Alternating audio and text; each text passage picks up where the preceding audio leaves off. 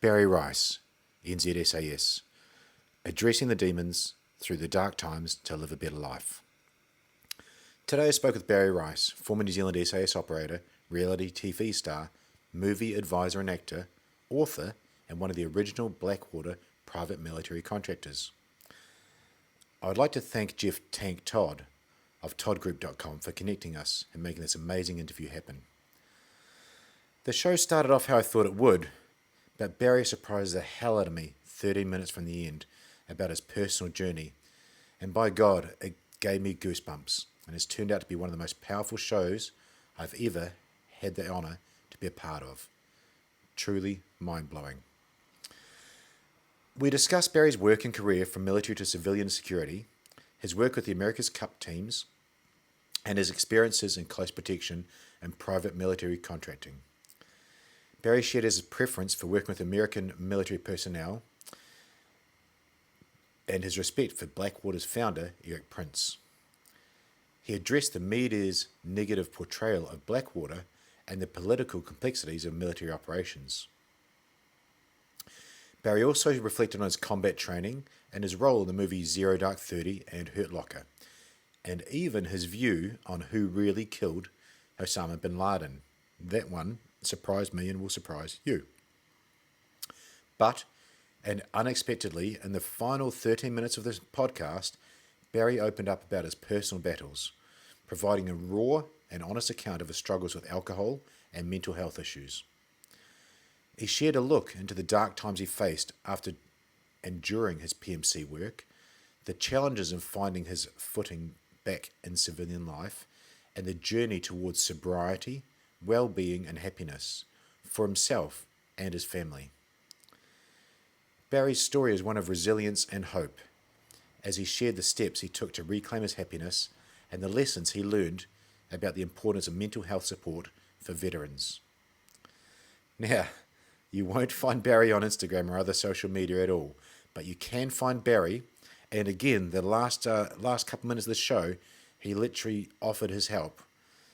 Stunning display of humility there. You can find Barrie on LinkedIn, and the link is below in the show notes. Click on that. And of course his book, We Were Blackwater. And click on the link below, or just punch in those words, We Were Blackwater, into Amazon. Thanks for watching. I'm Damien Porter, former New Zealand Special Forces operator, subject matter expert from hownottoDie.com.au. And you're listening to my Straight Talk Mind and Muscle podcast, sponsored by these guys. MyState.com, the ultimate daily formula for optimum hormone health, stress management, energy, and performance. 100% natural and clinically proven ingredients, it provides everything you need to raise your game in a convenient, gut-friendly capsule. Links for my former shows are in the show notes below. Thanks for watching. And we're live. Welcome to the Straight Talk Mind and Muscle podcast. Welcome to my guest, a fellow Kiwi, finally, and actually my second one on in this month, Barrie Rice. Great to see you. Thank you, Dave. It's great to be here. Look, man, you've got a colourful background, colourful character, and what a wealth of knowledge you've got. Want to give a shout out to Jeff Todd from the Todd Group for connecting us, and I was lucky enough to actually see your book in person at his shop in Dunedin. So that's where this sort of kicked off. Yeah. Jeff and I go way back. I was his first sort of unit hand-to-hand combat CQB liaison way back we've had a great association ever since then, and I still keep in contact with him. He's a barrel lass and a really nice guy. Yeah, what a wealth of knowledge. He's so humble, and a lot of people just don't realise the background he's got, which is amazing when you actually see it. Look, we're going to get into your book, We Were Blackwater down the track, but I'd like to paint a picture for the viewer and the listener. And we do the show note intro beforehand, but I remember you from actually being, I think, with Jeff Todd on a show about bodyguarding on New Zealand TV with, I think I wrote down here, with Team New Zealand yachting and a few others. Is that where your foray went from special forces to the sort of civilian world? Yeah, well, we're not going to I actually went to Brunei first and sort of plied our trade there, hand-to-hand combat instructing, providing security, and sort of just doing whatever we could to stay employed. Basically useful with the brother of the soldier in Brunei, which was really great. And I was able to bring over a few more other guys who were on the same years that I was, and so it strengthened our rugby team pretty well. When I got back, I was looking after the Alingi team for the America's Cup in 2003. Yes, that's right, Alingi. Yeah. So we were against the Team New Zealand because at that stage there was this quite really anti-Swiss campaign going on by Team New Zealand and their supporters, and it caused a lot of problems. And it was something that wasn't needed, but the Swiss team had the money. They employed a whole lot of former Team New Zealand, people, and good on them. That's contracting. And Zealand and the Swiss syndicate the feeling was really bad, and it was verging on quite sort of violent. So Vanessa Rally decided it was safer to have security for us guys. Back in those days, Brad Butterworth, Russell Coots, and the like. And so we looked after them during it, and of course, Ellie won. And again, it showed them that was sort of at that stage back in 2003 a little bit unusual, but now I don't think it's that unusual because it sort of opened the door to bad sportsmanship on sort of the likes that we had seen for quite some time. It's interesting. I remember seeing, I think you and Jeff Todd both on the winning boat, on the Alingi boat. You looked the part. You didn't look like bodyguards, which is exactly the point. And as amazing as a Kiwi, as a soldier, going right. I see those guys there. So really cool to see that from the background days you had in the New Zealand SAS. It was a very different genre you had there. And there was the TV show. You also went on to the reality TV show. That was pretty amazing with another guy that's on the other side, on the crew side with Bomber. Yeah, Bomber and I go way back.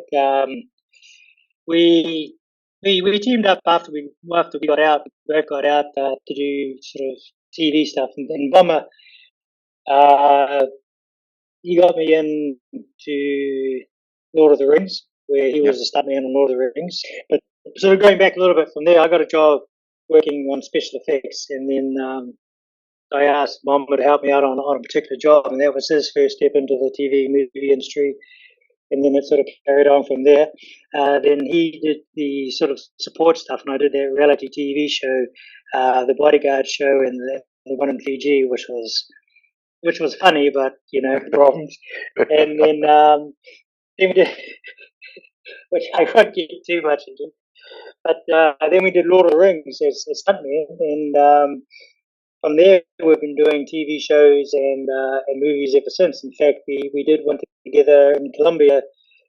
It's been 2 years now. We did a TV show over in, like I said, Colombia for a writer director that we both know. We both did The Hurt Locker together and Zero Dark 30 together.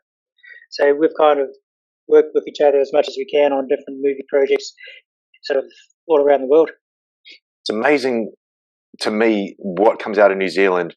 Back in the yachting days, it was the best computer program for yachting, and that went on to become used for other things. Such a small country, small group of people that become world champions at what they do. And you were in the movie industry, and that's actually Americans coming in and taking over there, and you're on these huge roles in Zero Dark 30 and Hurt Locker and so on. So really, really cool to see. And yeah, for the listeners and the viewers, have a little Google, because there is some great stories for Baz there on the reality TV show in Fiji, and the whole country was watching what was going on, and you made some headlines there. It was great to see. Yeah, I think my disdain for officers came out there, and it's just never really gone down ever since. But it was a laugh back in the day, and it's sort of normal military humor and mentality. If you can see a weakness in somebody, it even turned to be quite comical. You just exploited it, and I managed to find this guy's cracks, and I managed to exploit them, plus a few other things. Just dropped out there for a bit, Barry. I'll just pick up from there. Interesting what you did. Mark Wales, Australian SAS. It's always interesting watching special forces guys go on these reality TV shows, these survivor type things, because they're normally the first ones to get voted off. I remember Rudy, the Navy SEAL in his 70s or something, in the original Survivor. But Mark came back a second time. Mark Wales knew the way it was, learnt what we do in the Special Forces, learnt at such a rate, and came back and won it. So, yeah, it's interesting seeing the evolution of actual soldiers going on these shows and what they sort of end up doing. We got some dropouts there, and you're on the other side of the world. I'm surprised men with our background haven't put our fists through the computer, but it's a testament to patience. Oh, yeah, it is. And I tell you, it's my wife who sets this all up, not me. Hey, on that, it's an awesome segue, and thanks for your patience. You've gone from New Zealand SAS in the old school days, and they were very different days, to pioneering bodyguarding, pioneering PMC.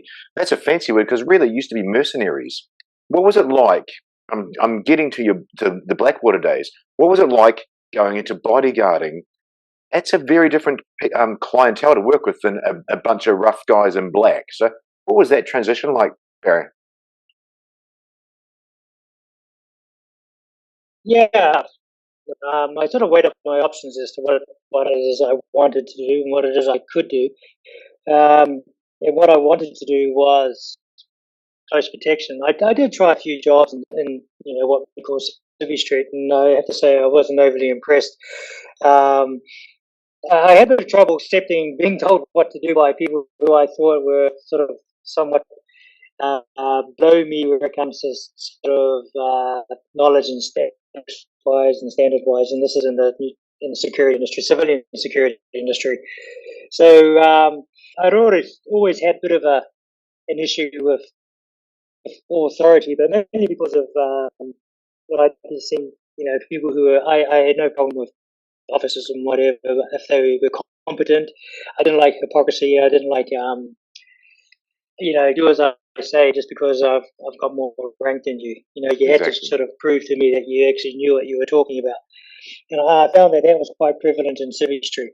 I went for a job, believe it or not, as you can see here in Auckland. And after the interview, I came out of there and said, well, even if I get this job, because the guy who was interviewing me was basically, I think he liked the fact that there was an ex-SAS guy sitting in front of him, and he was the next infantry guy, and I was looking for a job working for him. And so, and I picked that up straight away. So I went, no, yeah, I'm sorry, no, screw this. I'm not gonna take the job anyway, even if I do get it. So, and as you know, in our industry, and perhaps in a lot of industries, particularly with the boys, when we get out, one gets out early and whatever. It's to stay close, and you get those connections, and it ends up being quite a lot of not what you know, but who you know. Yeah. And or somebody else is in a position. So I mean, that's how it got for me, and so I was able to get a job during close protection for an associate, and that fitted me, hand in glove. You're kind of your own boss. Of course, we didn't do close protection back then, but the military gives you the perfect training and mentality and mindset as to how to go about it, and what stuff. And I love that. I mean, I could handle that. I didn't need a team. A team is nice, but you learn faster and you learn more what works and what doesn't work when you work by yourself. And a lot of it's trial and error. But if you can sort of, in those early days, I wouldn't say bluff your way through it, but sort of get away with things in those earlier stages that you may not be able to get away with, say, in a combat situation like in Iraq and whatever. Then you learn from there. So I was able to do that, and then that led into these boys cases where people want their security or their militaries or their police forces trained, and having those three letters SAS uh, after your name or whatever opens up doors. I mean, you don't really even have to write a CV. And excuse me. So there was that advantage. So, I mean, I've just finished interviewing Sean Gallagher, bodyguard of 30 years, 3 decades, Kate Moss, J-Lo, a bunch of different people. He's a civilian. I interviewed Todd Fox from Tour Protection, same thing, high end. And the thing that came across the most was communicating to the client the balance between mission requirement and what they actually want, for you to come in there and communicate that really well. And Todd being a former Marine, crayon eating Marine, we tease each other about. He had to change his communication style, and I think that's a gift that Special Forces guys have. They can adapt to the changing circumstances and changing environment as well. Yeah, for sure. Most UC guys don't really like to say a lot anyway, unless of course we've got a skin load of booze, then you can't shut us up. But sort of, we don't like to talk too much anyway. It's a matter of being seen when you need to be seen and not seen, when you don't want to be seen. And I suppose best example I can give was I did over 11 years with one client, just myself. And we traveled the world extensively.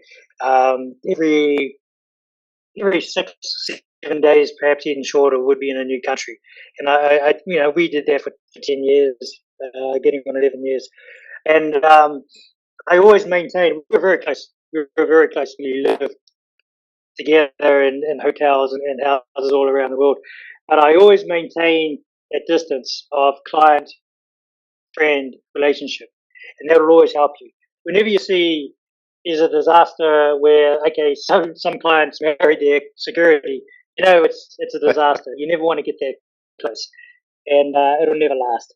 But it's about communication, like you say. You gotta say what you expect and what you are going to do. And I would, if we were going into what would be somewhat of a difficult situation, I'd just say to the client, which meant that I was going to be carrying a bag with anything but my immediate action type gear.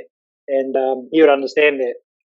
So he wouldn't try and hand me something to carry of his or anything like that, which is something you always have to resist, even when you work with somebody closely for quite a long period of time. You always maintain that sort of invisible wall of, yes, we're friends, but you're my client and I'm your security. Because when you start to cross that line, things become a bit messy.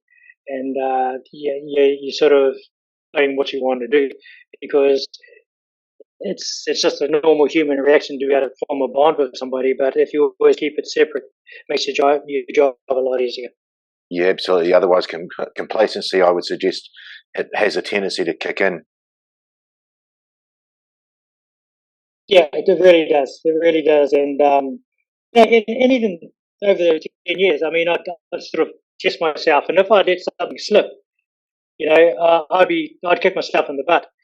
Like we'd be in a restaurant and I'd be at a separate table and I'd be watching, totally safe. We might be somewhere in DC or whatever, but I'd be watching a certain table just for my own observational skills. And then if I didn't see them get up and leave, I'd be annoyed with myself because I'd spent too much time focusing on something else. So that was something I was always remembering to myself, that I have to keep on guard myself, never get complacent. And we would share laughs and we would share cigars and sit together and have a laugh. But I was always watching. I was always doing my job. And if I found that I'd slipped at any stage, I'd get annoyed at myself. I didn't do that again. And I mean, and still to that today, when I'm on movie sets and whatever, I'm providing security, you're always testing yourself. That's what people don't really realise. The word discipline is related to our jobs in the unit, is the highest standards of self-discipline. And it's for you to keep yourself in check. And as you said, you're a lone operator there, and there's only one person that it falls responsible to, which is yourself. Yeah, that's right. And it is a matter of self-discipline. And people who do let slip, that self-discipline. And it also goes to our fitness and our appearance. I mean, I'm just going to try and avoid the sun here. I keep myself fit. I mean, I'm 60 now, and you know, I don't run. And my dynamic sidestep on the rugby field is nothing but a sloppy fall over to the left or the right. But you know, my knees complain. But I haven't got a belly. I don't carry. I mean, I still work out lightly every morning, and it's a matter of discipline. And there's probably a degree of vanity as well, because if we see in the street, the first thing we do is slag each other about how fat and old and ugly we all look. But it's a self discipline. You're selling a product, and the product is yourself. So you've got to look as best as you can, and you've got to be able to do it. And if you've got a sloppy body in our industry, you've probably got a sloppy mind as well. So it's about a matter of just keeping on it. You're exactly right. A friend of mine, Pat McNamara, he's quite well known for his basic dude stuff on the interwebs, but a former Delta operator. At your age as well, Baz, you got a few years head start on me. He's the same thing. He's like he trains to save his life, to save the life of someone else, but he's also not vain, but likes to see that things look good as well. So I think the quote, when you see someone that's got a great body, it shows they've got discipline, and it shows they've got respect for themselves and so on. So I agree with you. It's a byproduct of good self discipline as well. Yeah, for sure. And I mean, not to sort of jump ahead of you, but I bring that up in the book. Wow. When some of the people that we got on board, they didn't quite follow that same sort of regime or that self-discipline, and they let themselves go to the point where I couldn't take them on my team, and wow. They got shipped back to stateside sort of rather quickly. Well, that's perfect, because that's where I was wanting to go. We've covered off the close protection, bodyguarding, all the different terms that were used, but again, pioneering into that private military contracting space. What was that like? And I'm going to stick with two basics. What was it like going into the private military contracting, and is that what formed your sort of genesis for the book? We were Blackwater. What it was like was a dream come true. As you mentioned before, the term for private contracting was mercenary work, and that was, that reflected back in the days of Africa, Congo, sort of Uganda, places like this, and mostly sort of guys who were in the unit, sort of in the 70s, perhaps, or even with 22 SAS in the UK. And if you didn't have a connection with those, you missed out. We didn't really have a lot going on in our theatre, and during the years that I was in, New Zealand was basically a peacetime army. Yep. And through no fault of our own, we weren't deployed anywhere, substantially, like the boys were back in Afghanistan and whatever else. And again, no fault of our own. However, we had to stay on that highest standard, and we managed to maintain that and do that. So, like every soldier who joins, and you want to test yourself as much as you can say you don't like war. How do you know until you go to one or you're tested? It's like punching a heavy bag and saying you're a boxer. You're not. You get in the ring and take a few hits to the head to see what it's like. So I was very happy. In fact, it was right time, right place for me, and through a friend who was not only what I knew, but this was definitely a who I knew.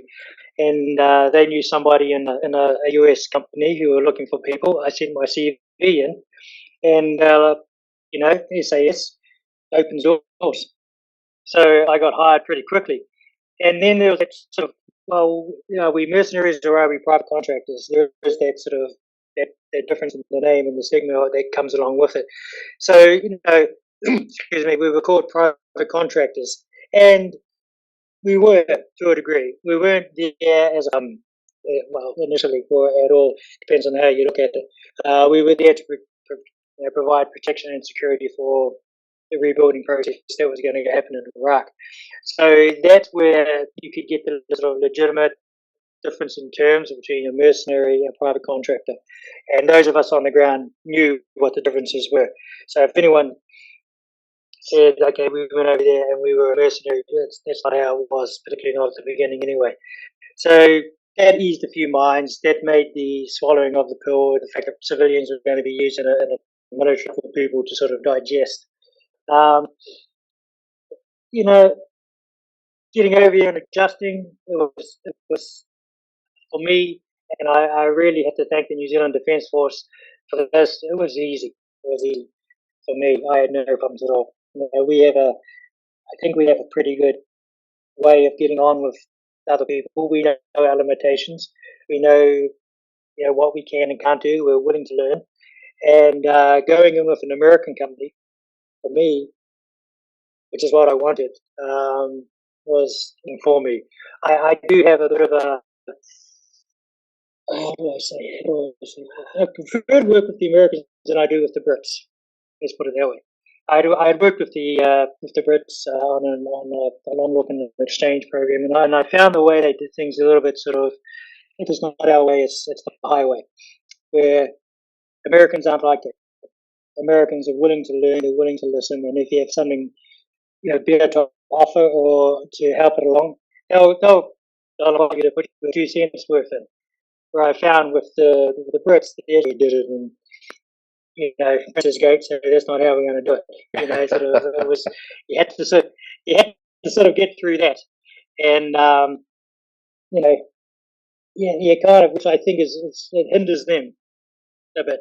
But you're lucky enough to have governments that send places in their geography, they're close enough to things where we didn't. So it was kind of you're from way down in New Zealand, but you don't do anything.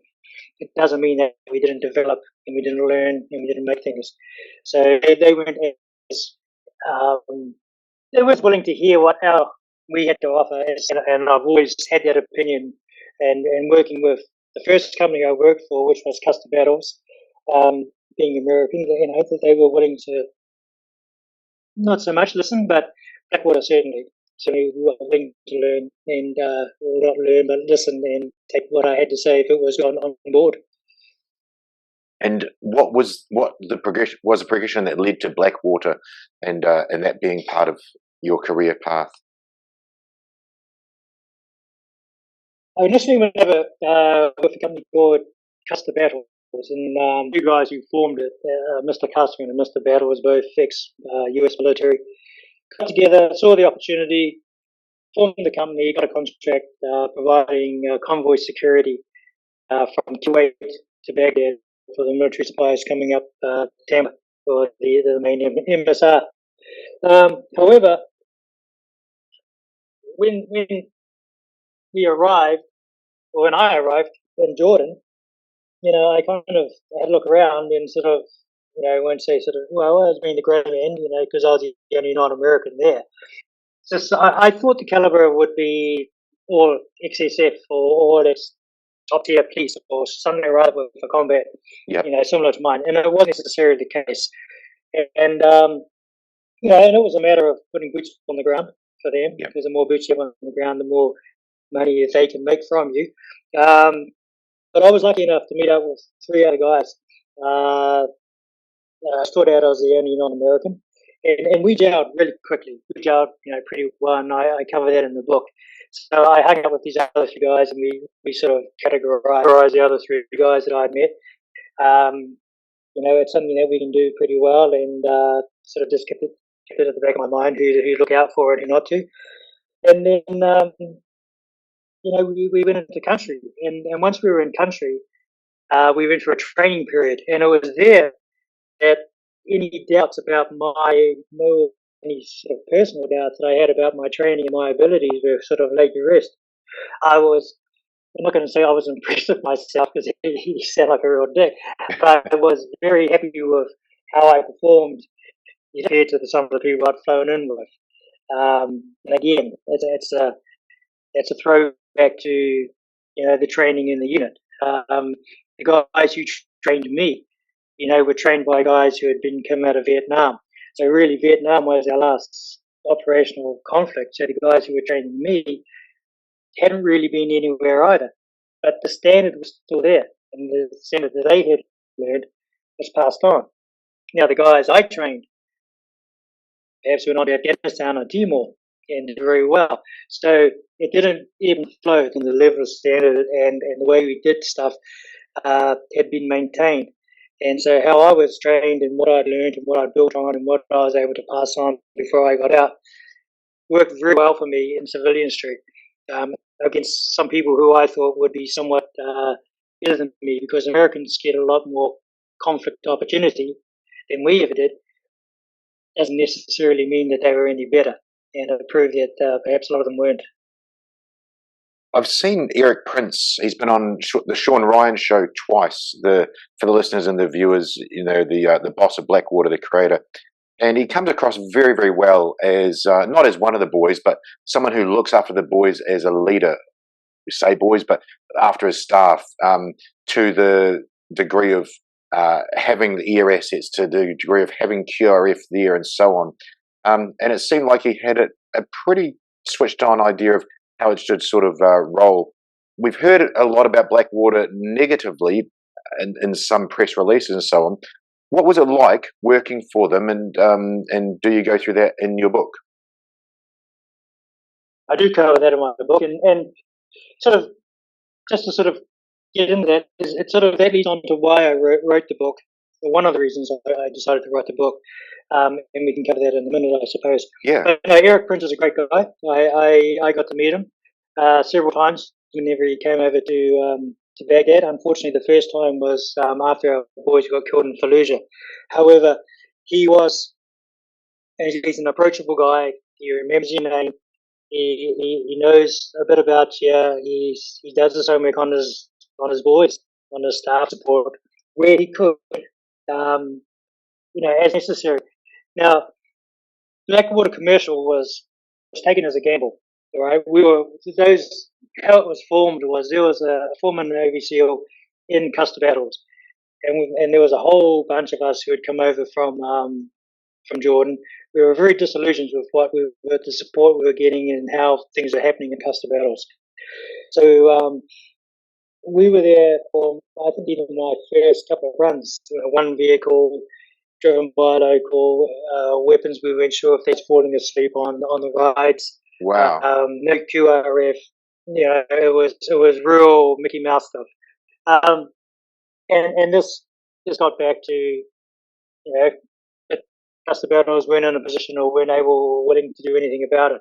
So this one SEAL Team 6 guy who was in Custer Battles as well contacted Moyoc, where Blackwater was based, and Erik Prince gave a sort of an amber light to form another side of Blackwater, called Blackwater Commercial. What it was doing State Department jobs.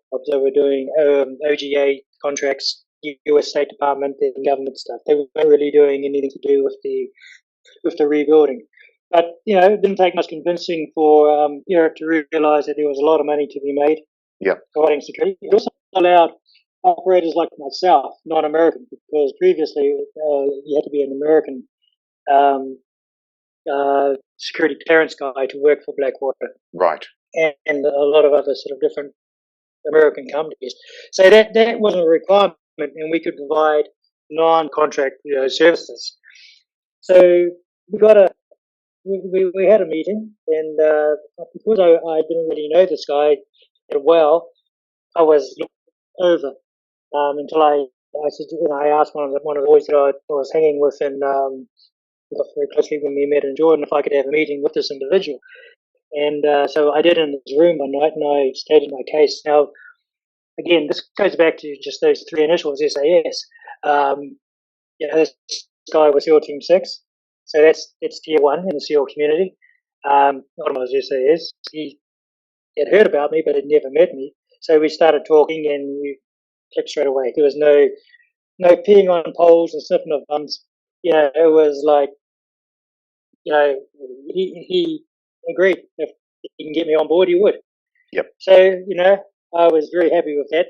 And when he told me the pay increase, I did everything I could to sort of stop my boys from shooting up the bum. It was quite exciting because, you know, yeah, I managed to sort of hold my bear because it was you know, we've cast battles worse. Now, when you come from New Zealand, $200 a day is not bad. You know, in the late 90s, early 2000s, you know, to $600 a day if we get the green light to go. And I'm like, you know, that's, you won the lotto. You know, particularly in the security game, you know, no one gets that kind of money.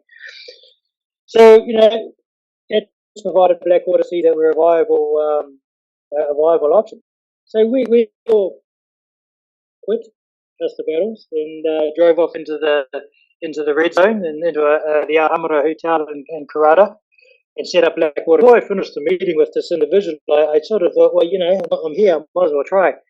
I asked him if I could be the C1, you know, and because he was the project manager and the overall in charge, so he was going to be busy finding contracts and making us viable. Yeah. And I said, well, okay, well, I'll organise the guys for you, you know, and I'll run the roads and I'll run the teams. And he said, yeah, no problem at all. Brilliant. So not only, you know, so back in sort of, what was it, November 2003, on the 16th of November, I believe it was, we drove into Karata, we had a meeting, met all the other guys, it was about maybe 10 to 15 of us, and I was made announced as the C1 for Blackwater Commercial. I mean, that's where it all started, you know, and I was the only non-American amongst the bunch, and again, no one disagreed with it, there was no conflicts, you know, there was no, and perhaps some guys from other countries would probably have a bit of a problem with that, but these guys not at all. We just got on with the job. I really love that about air quotes special forces guys or air quotes operators, but the bottom line is that it's not a dick swinging competition when we're talking like this. You know, I meet people from all around the world on the internet here, interviewing them, and we become friends. It's not a who's got the biggest size, because you just speak the same language, and ego is taken out of it. And in fact, with some of the stuff I do, How Not to Die, is, you know, ego will get you killed. What a great example, Baz. You've come in with skill. This guy's realised it. He realised you got something he needs and will be helpful. So why would ego come into that? And it's something I really enjoy, and I'm sure the listeners, and I've had feedback, they love hearing about it because they see us and especially people like yourself as the big gun-toting, big muscly cavemen, and we're definitely not that way at all. It's just really nice to see people talking on that same level, and what a great example you've shared with us about that with becoming the C1. Yeah, it is that way, and you find that the guys who probably do a little bit of pole sniffing are the ones who are more insecure. We don't really have a reason to be insecure, and it's quite funny. It's an amusement thing.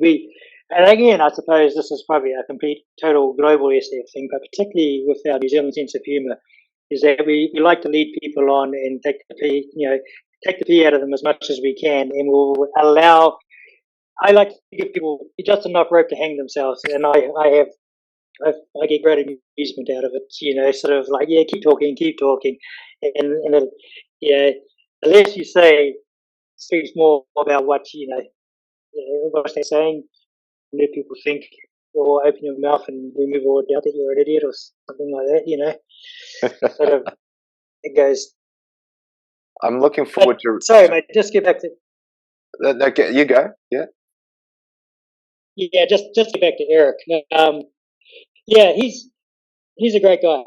He had a bunch of his number one, his number two, his number three hang around, and who I called, and we called the sledge team. You know, the sledge dog team. They'd always travel around behind him, nipping at his heels.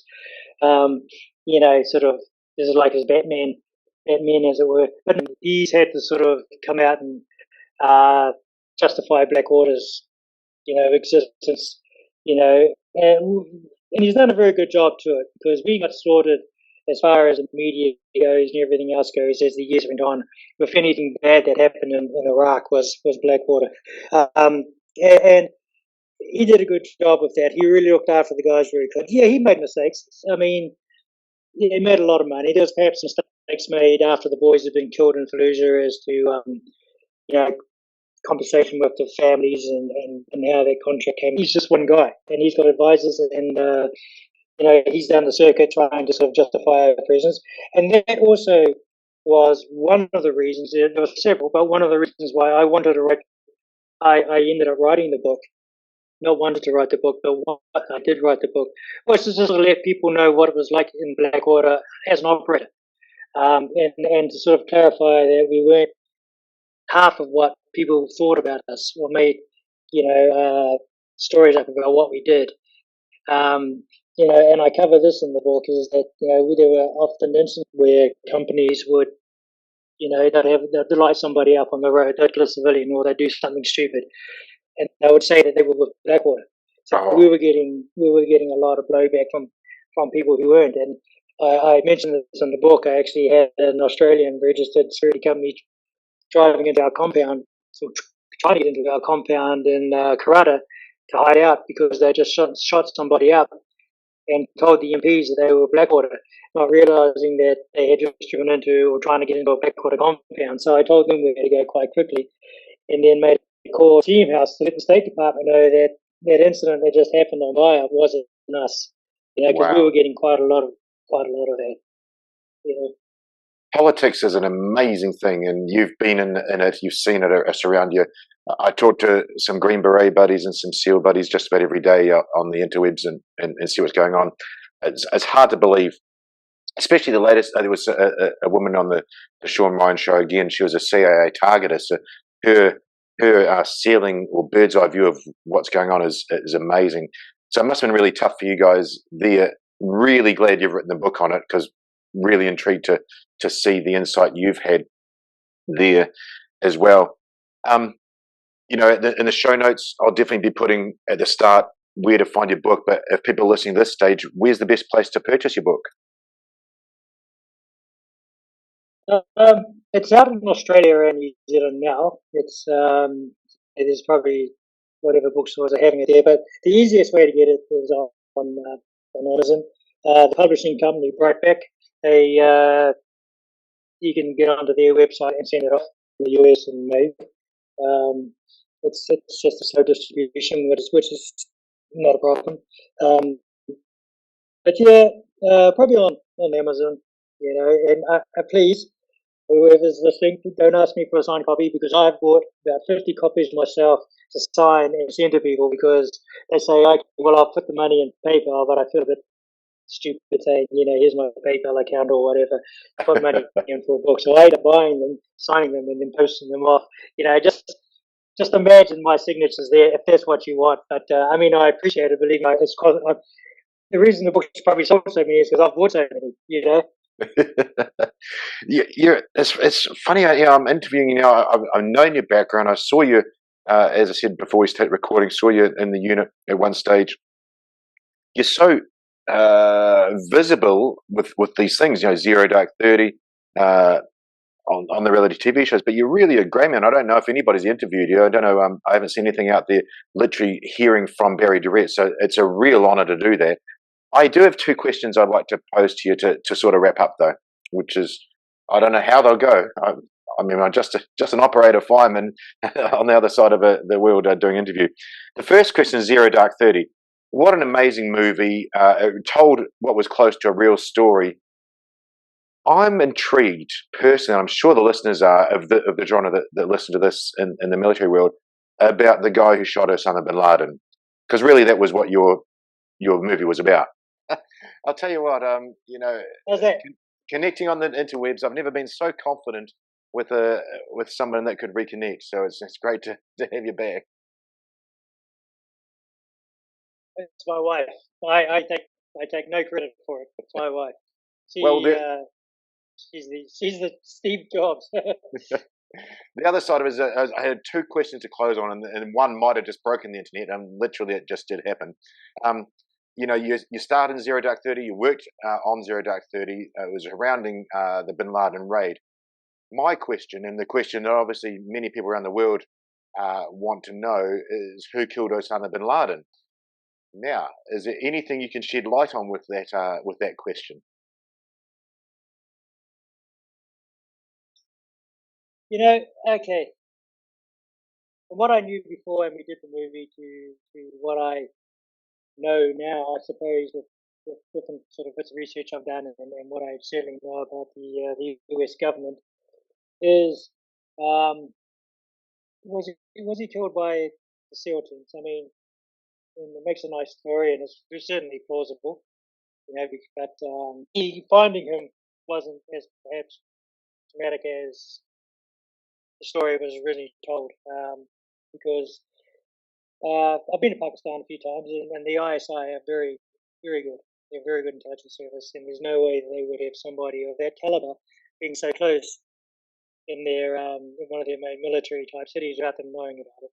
I mean, somewhat impossible. Let's just say that it was likely. Then flying in on a couple of helicopters and then crashing one, and they finally get accidents, being scrambled and everything like that. Again, highly implausible.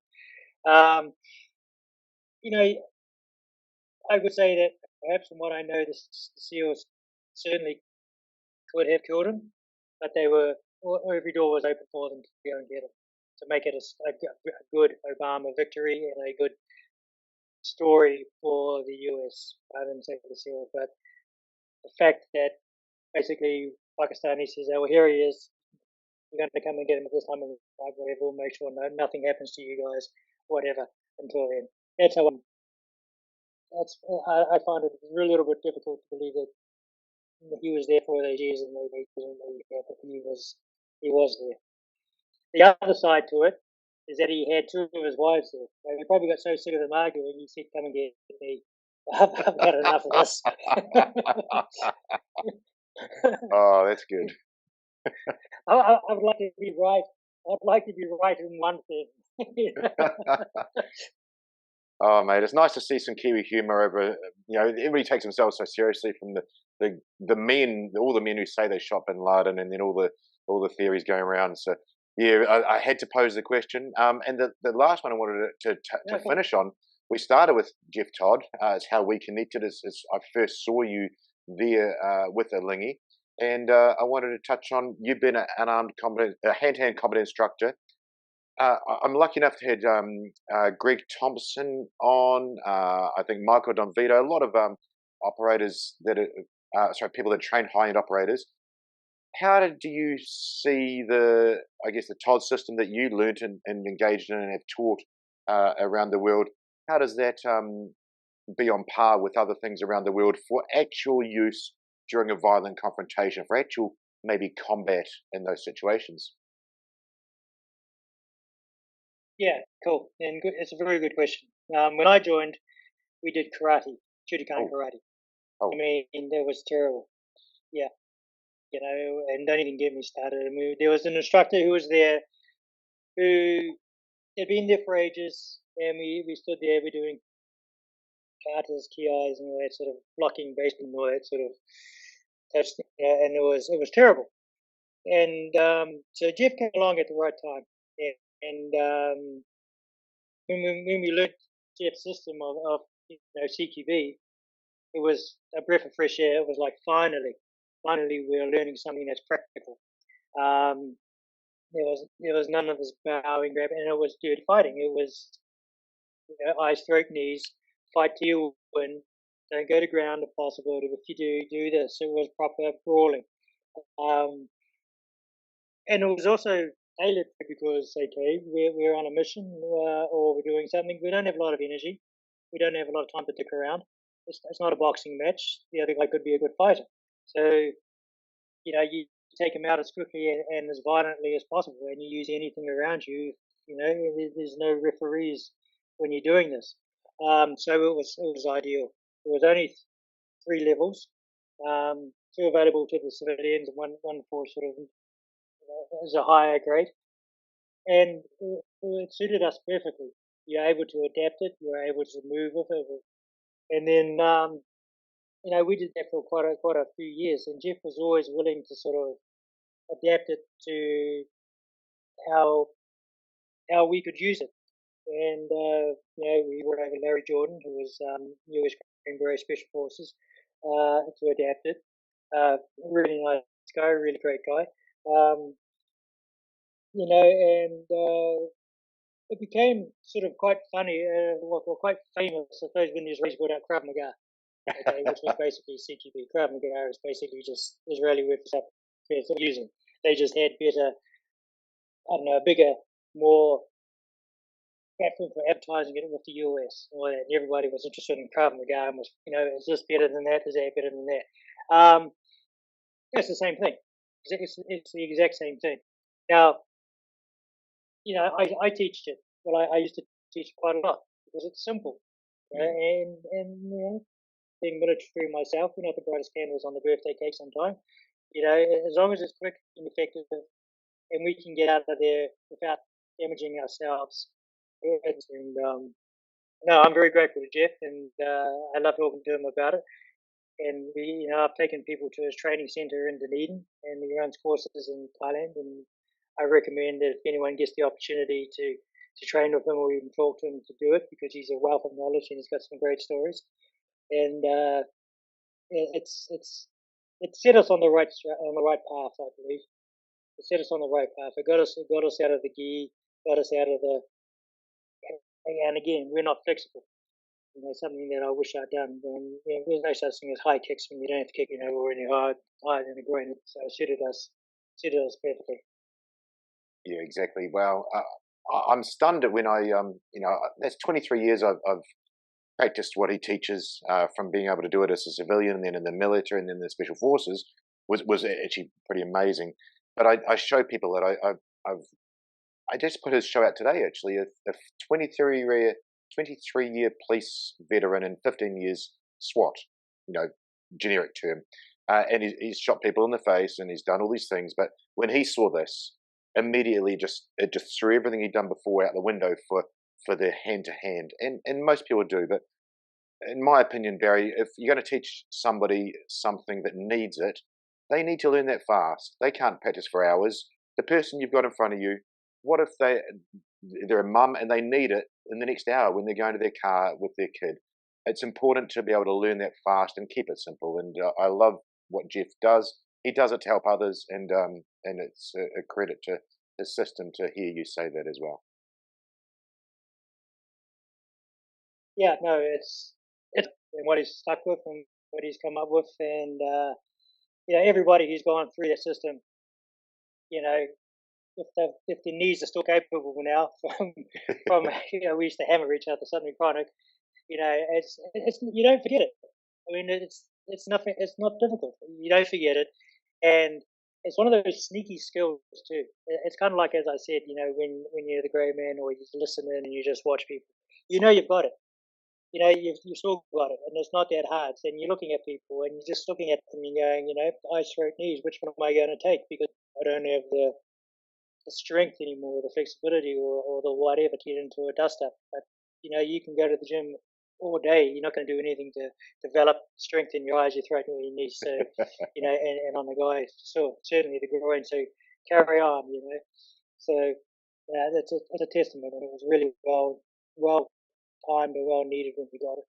Oh, good. It's really glad to hear, and I appreciate your openness and knowledge sharing and all of the show that you've done.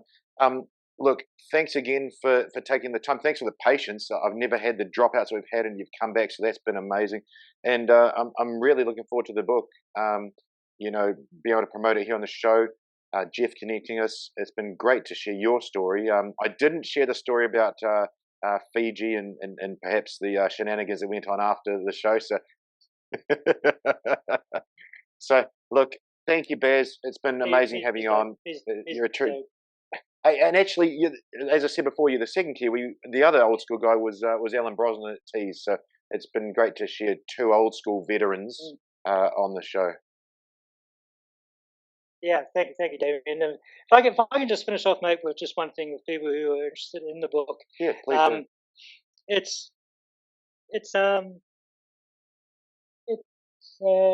started off as a bit of therapy because again, what a lot of people don't sort of touch on is the fact that when we do sort of these sort of things, we do suffer a little bit of PTSD and whatever else. So I originally wrote it as a bit of therapy for myself. And it ended up being for my children and my grandchildren, because it tells a story that I can't really tell them too much, and they wonder why I am the way I am. And I actually had my kids come up and say, okay, now we understand why you did this and why you did that. At the end, sort of covers our day-to-day routine and everything else that we did, and how our thought process was, particularly mine, being a non-American in Blackwater, probably the most famous, I'd like to say, rather than infamous security company in the world. Um, and how it all played out for me. And then I shift. And again, this is something that people are aware of but don't really talk about, is how my mental um, ability started to slip. And I started relying on alcohol, and to the fact where I was basically an alcoholic. And how I fixed that problem and I cured that problem. And again, through the book covers it as to how I did it. But again, mental fortitude and mental strength. I think that us in the military and that community of the special forces have, and we can put for ourselves in that way. So the book, it's not a shoot 'em up book as such. It covers the day to day things that we did, but it also covers the struggles that we go through, and not a lot of people talk about it. And I'm kind of proud of it as far as that goes. I mean, writing it was difficult as all hell. I had to stop every so often and clear my eyes, going over the amount of guys I've lost and how, and some very good friends. But sort of coming out of it in the end, and I hope people will read and go, well, I mean, if this guy could do it, because I had a bit of a reputation as a bit of a drinker and a fighter back in the day, a real idiot, to be honest. Um, to where I am now, where I haven't drunk in 13 years, and what took for me to get to where I am, I hope it helps in that way. And it's not just your basic, we were Blackwater, we shot the shit out of people, because we didn't deliberately, all that sort of stuff. Um, and the struggles that people will go through in our industry, and they have to be aware of them. That's Can I ask you the question? What was the stimulus? Because that's a change when you realise, hey, I need to do something. What set that off for you there? Yeah. To write the book or to stop the drinking? Oh, are they linked, or are they two separate incidents? Yeah, they are. No, well, they're kind of linked. Yeah, they are linked, I suppose. So what happened was when I came out of Iraq, I was living in Jordan. So I kept popping back in all around the Middle East doing certain contracts and whatever. Hmm. And my wife could attest that I was coming back more and more screwed up every time I came back. Um, you know, I couldn't function unless I was what I thought to be somewhat buzzed through alcohol. Otherwise, I'd be having these massive conversations in my head, but not saying a word to her. And she was Wow. wondering why I was being so silent and quiet all the time, but I wasn't. I was non-stop. And so when I was working on this particular job with this client, the writer director Mark Bowl, good friend of mine, he suggested that I write something down. It could be cathartic, and I don't really have anything to write down. But he said, no, you do. You just don't. You've locked it away. So I started writing, and believe it or not, it became, Jesus, I couldn't stop writing. So I'd hit pieces where I'd trigger off emotions I'd start crying, and then I'd step away from it, and then I'd come back. So the writing process took about 3 years in total, just a bit here and a bit there and wherever. Um, and I thought, okay, treatment, I sort of dealt with that. But as the process went on to becoming book, and I got a very good ghostwriter by the name of Damien Lewis, who writes fantastic books about the SAS and World War II I spoke with and things Damien. like that. Nice guy. Great guy, fantastic guy. And so he took all the sort of dribble out of it. And the one thing I will say, if people are to, go into writing a book, You write it once, you think you can deal with it, but when you go through the editing process, you have to rewrite, reread, and reread. The sand gets kicked every time, so it becomes easier and easier to lose emotions when you're reading it, and it never goes away. So you kind of think to yourself, "Well, geez, if I'd never written anything down, I'd be able to bury it quite successfully." Okay, so that's how the book came about. Now, when I left Iraq, I was working in Africa and doing some sort of similar type of work there. I was reading my emails to my wife every day, every morning, and my God, the stupid trash I was writing there because I was so drunk. We got to the point where she said, "Okay, I'm done with you. Don't come back until you dry yourself out." So I went to Kenya, and I was bored, and I thought, well, I've got two choices here. I can either carry on drinking and start a new life in Africa, or I can sort myself out. Which one do I really want to do? And I went to Serbia and I did a movie with Ray Fiennes called Coriolanus. And I wasn't enjoying myself as much as I normally do. I wasn't really enjoying it. So I went back to Kenya and I found a book. And the book was called Shantaram, Australian author, fantastic book. And the message in that book, for some reason, just sort of struck me. And when I finished reading the book, Shantaram it was called, I just said, you know what? I'm done with drinking. And on that day that I finished the last page, I haven't touched a drop of alcohol since. And every day, it's easier. You think, well, I won't be the same person, or I won't be the cool guy or the confident guy. I don't like being around people who drink too long. I go out my social activities, golf, because it's a limited period of time. I have to associate with other people, and then I can be, back at home. But every day that goes by is another day. I think as an achievement. I'm not drinking. I mean, I had no problem. Not everybody can do that. Not everybody can say I'm not drinking anymore and never touch it again. Not everybody's made like that, and I think that's part of what the unit gives you as well. It gives you that sort of discipline, and you can pass, you can do it. So I write about that in the book, and you mentioning the other guy with the pistol in his mouth. Well, one of the boys from Blackwater who read the book almost kicked off the sand for him. Excuse me. And he got drunk and he put a pistol in his mouth, but luckily he didn't go through with it. But it addresses the demons, I think, that comes along with that kind of job. And it doesn't matter. You will go through it. And it's your mind. It's your mind that you've got to sort of, that controls everything you do. And if you can control that, then you can get through that dark tunnel and come out and live a better life. And I think it's all these young guys who think it's all about shoot 'em up, bang, bang, bang. It's not. The mental toll is astounding. And more people need to talk about it. And I think a lot more people are talking about it.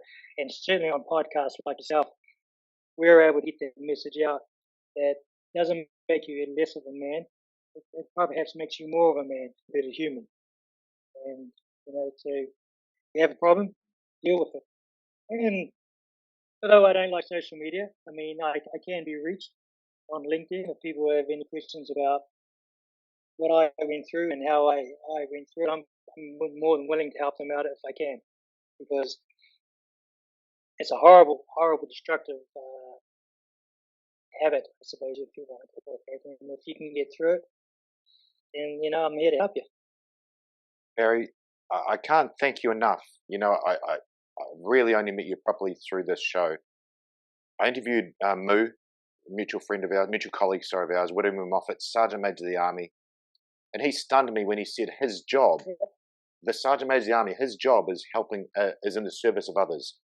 You just said the same thing. You've basically said to the world, reach out to me on LinkedIn if I can help you, I will. It's absolutely brilliant that you touched on that, and I'm glad we managed to reconnect and go through that. I saw Christian Craighead the other day. For those that don't know, a 2-2 SAS guy saved a bunch of hostages in Kenya, in Nairobi, and his he's a rock star. He's a hero, air quotes, whatever you want to put, but he's the guy. And everybody has their downtimes. And he was posting just last week. We used it in a mental health first aid course about how he was in a really bad place, and the person that he wanted to reach out to for help, she was in a really bad place, uncontactable. The point he made in that 1 minute was that sometimes you have to get yourself out of it. You have to dig yourself out of the hole. You've just said the same thing, Barry, and I'm not sure if you saw that or not, but what I love about SF guys and all the people we have on the show, we all say those same things, maybe in different ways. And yeah, I mean, you've written a book, you've got an amazing journey, but what a part of the show for people to hear from you. And Amaya is one of the original hard men, apart from a guy with initials SP that we both know, and maybe we'll talk offline. I'm really glad that you brought that up, and I'm sorry you had to go through that, but the fact is that we all really do. And that's it. And I'm sort of, am I sorry I went through it? Yeah, I wasted a lot of money, a lot of time, and I was a really bad father and husband and partner and whatever else. But it's nothing I can do about that, and I've made that future better for myself and everyone around me. And I'd like to be able to share helping somebody else make theirs better, because we have such a bad way of dealing with alcohol, particularly coming from New Zealand. We're terrible at it. It's go ugly early. There's only so many concussions you can have before you can't play anymore. You know what I mean? And it's very similar with alcohol. Wow. Anyway, Damien, thank you very much, mate. This has been amazing. I'm really glad we've reached out and we've made contact. Oh, thank you. Yeah, I'm stunned. And I've interviewed a lot of people, Baz, so appreciate you. I've got all the show links at the start. If people can click on those if they listen to here. We'll edit it out because of the connection issues we had there. And thank you again for coming on the show. I'll hit pause. We'll have a quick chat, but I appreciate you. Thank you, mate. Cheers. It's been an honor. Hi, thanks for watching. I'm Damien Porter, former Special Forces operator, and check out my new project for 2023 at hownottodie.com.au, where I've combined all my Special Forces training and police officer experience to help others. Thanks for watching.